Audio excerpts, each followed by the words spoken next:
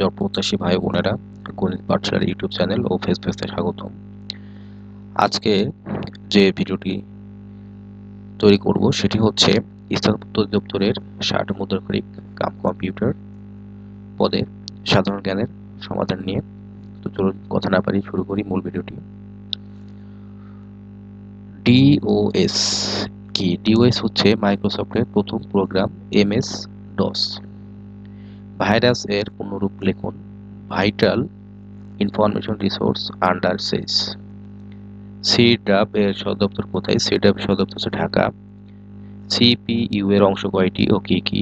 CPU এর অংশ প্রধানত তিনটি, যথা হচ্ছে গাণিতিক অংশ, গাণিতিক ও যুক্তি অংশ, নিয়ন্ত্রণ অংশ ও রেজিস্টার অংশ। বিশ্বের একমাত্র নগর রাষ্ট্রের নাম কি? সিঙ্গাপুর। ঢাকা গেটের নির্মাতা কে? মীর জুমলা।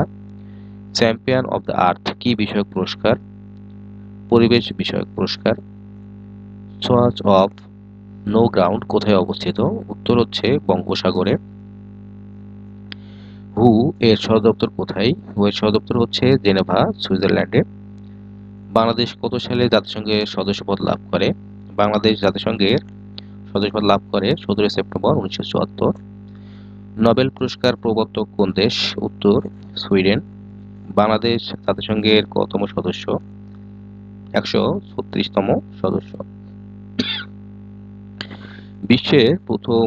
বিশ্বের বৃহত্তম ম্যানগ্রোভ বনের নাম কি?